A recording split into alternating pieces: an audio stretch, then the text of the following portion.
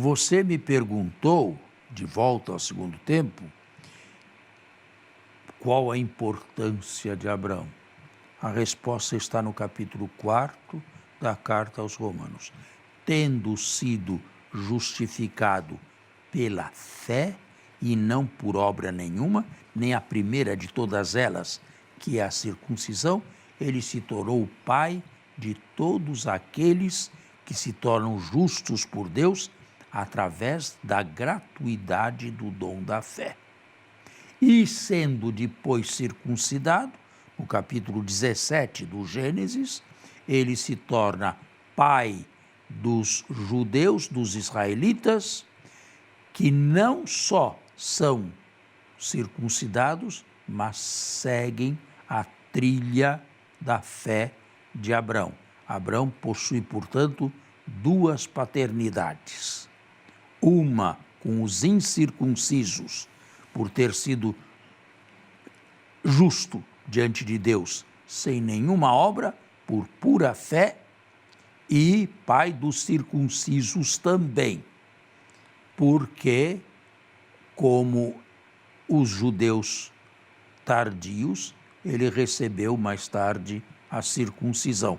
Agora, qual foi exatamente o ato de fé de Abraão? Gênesis não diz e nem podia dizer. Paulo, fazendo a sua exegese, pode dizer: ele creu que do seio morto de Sara e do seu próprio corpo, já centenário, morto, de certa maneira, Deus podia suscitar a vida, da morte vir a vida. E isto o torna paralelo a nós, que cremos neste mesmo Deus que tirou ou deu vida ao cadáver de Jesus, que foi morto pelos nossos pecados e ressuscitou para a nossa justificação. No fundo, Paulo faz uma leitura dos últimos instantes de Abraão. Um comentário a respeito de Abraão. Dos últimos instantes de Abraão e da senhora sua esposa, mas com uma cristologia profunda e alta, claro, já, né? Evidente. Bom, mas muito bonita a leitura e profunda, mas o telespectador poderia se questionar. O ponto nevrálgico aqui, tônico, é a fé que justifica.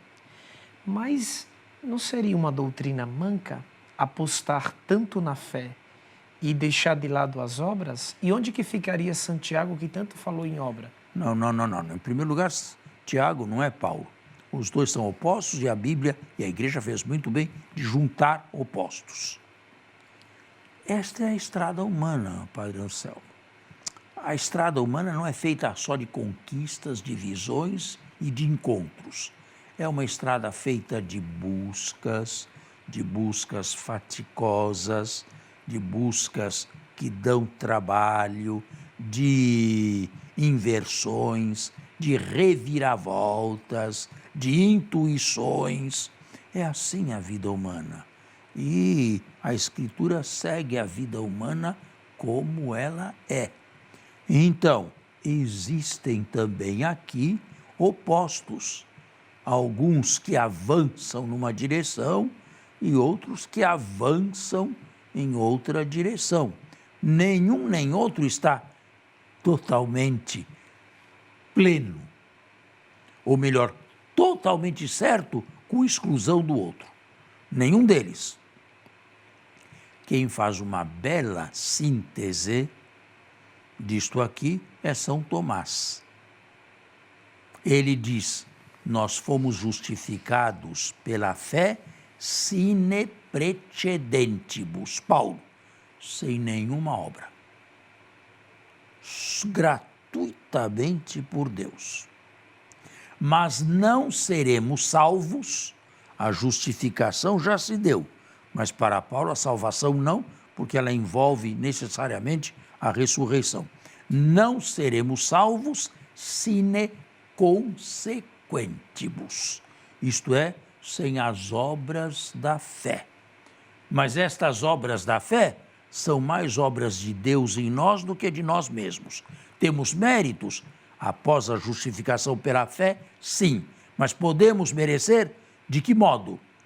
Enquanto, e aqui me volto para João, enquanto o ramo estiver unido ao tronco e receber a seiva do tronco. Neste sentido, nós podemos e devemos realizar as famosas boas obras. E aqui está Tiago. A fé sem obras é morta. Muito bem. Lembre-se com São Tomás, somos justificados sine praecedentibus, mas seremos salvos apenas com consequentibus. Muito bem.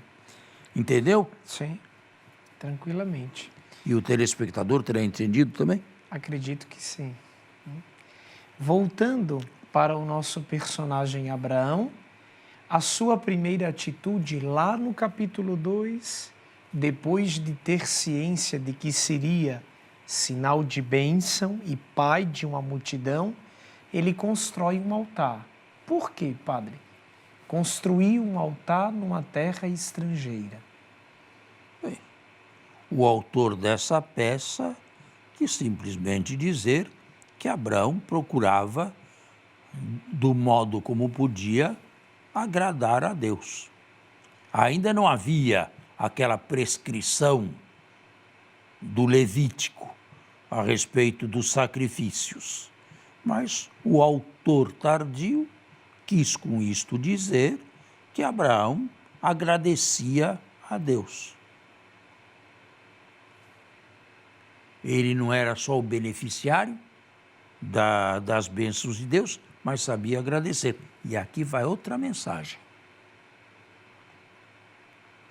Paulo não começa nenhuma carta sem o cabeçalho.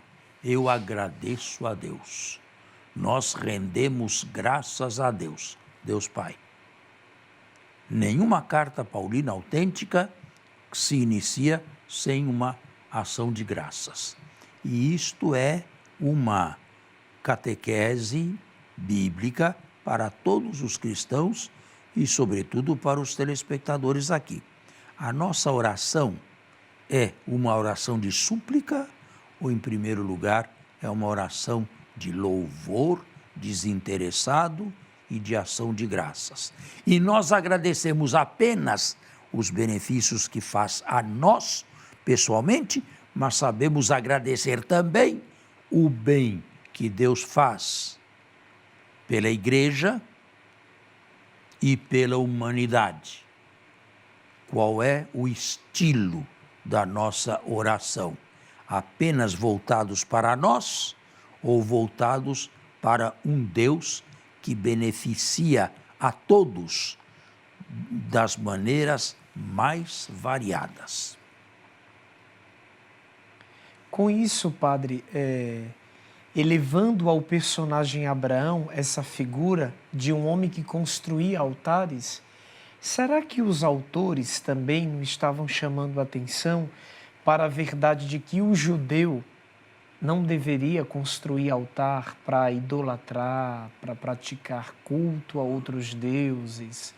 Não. E para trazer atenção... Não vejo essa relação. Embora, à época das monarquias, existiam diversos santuários e alguns deles com tradições patriarcais. Mas eles foram suprimidos. Já com a centralização do culto antes da catástrofe do desterro de Jerusalém, na época da monarquia de Josias, o Reino do Norte já não existia mais, e depois do exílio, apenas no Segundo Templo. E durante o tempo de duração do judaísmo do Segundo Templo. Houve a centralização do culto, porque nestes santuários se praticava um culto um tanto sincretista. A centralização do culto se deu para evitar que houvesse outros cultos? Não. Eu acreditava que a centralização do culto tinha se dado em Israel por causa da descendência davívida. Não. A centralização... Já que Jerusalém foi um terreno comprado por Davi e que Deus pediu para ele a construção de um santuário. A centralização obedeceu a um desejo de Josias e de sacerdotes, sadocitas. Isto é, fechar os santuários onde não houvesse controle sobre o culto ali prestado. E, sobretudo, sabendo que se trata ou se tratava de um culto sincretista, ou misturado com elementos javistas, misturados com elementos de outras religiões. Isso tudo deveria ser encerrado. Foi um passo adiante. Foi uma evolução. E, a partir daí, se conhece bem o Deuteronômio. Vamos ter que encerrar o nosso programa. Já estamos com o horário cheio, mas espero com toda a confiança que tenham aproveitado esse nosso colóquio, que é um serviço da Igreja para todos aqueles que nos ouvem, nos escutam, nos veem e querem aprender Bíblia conosco. É por isso que o nosso programa está no plural. De fato, são páginas difíceis da Bíblia, não é, Padre Fernando? Nós agradecemos muito a sua presença e contamos com você, se Deus quiser, no próximo domingo. Tenham todos uma boa semana.